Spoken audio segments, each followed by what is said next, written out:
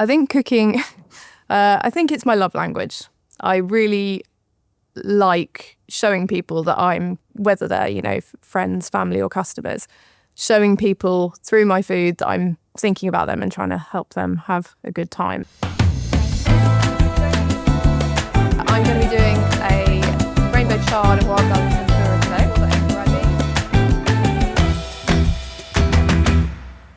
I'm Aimee Collins and I'm Exec Chef owner of Five Little Pigs in Wallingford and the Bear of North Moreton, which is a pub in North Moreton. I describe myself as an accidental restaurateur.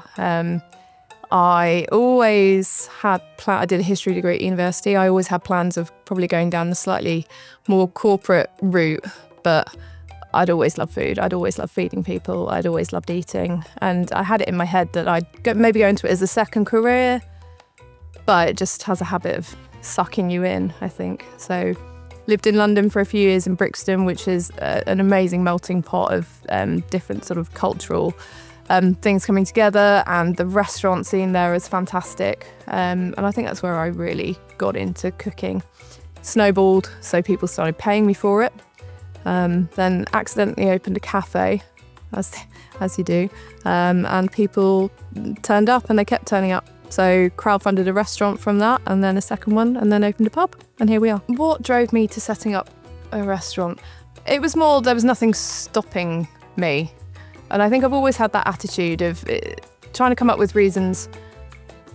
It's easy to come up with reasons not to do things.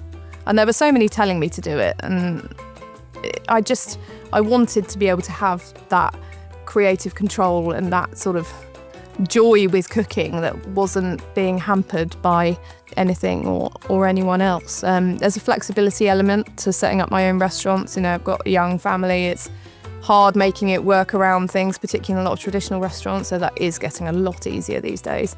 So yeah, it was more why not. It's been hard, but I think so long as you are realistic in your expectations about what you can achieve without burdening yourself with tens and tens of thousands of pounds of debt, and you start off really humble and allow it to grow naturally, you don't want to sort of shoot for the all singing, all dancing, glossy, huge restaurant to start off with, because that's going to end in tears if you're doing it for the first time. So I think you've just got to start small, measure your expectations and just let it grow organically. Obviously, being a chef can be quite a stressful job. In service, it can be very stressful. But I think if you're geared that way, if your brain is engineered that way to sort of express yourself creatively through food, it's amazing. It's joyful. So much of my work I'm so lucky to call work, because yes, there's a pressure on it, but yeah, the ability to sort of express yourself through food it's like therapy sometimes. Or for me, it is anyway. Like I say, there are other elements of the job that are not like therapy.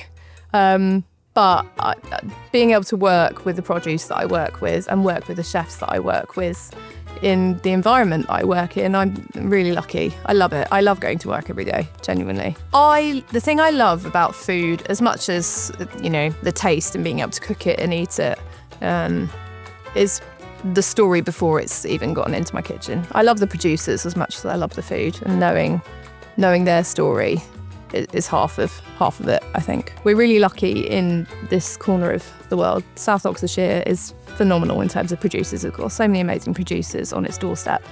And there aren't that many places really taking advantage of that. So I think that if you're starting with really good produce, it's hard to mess it up.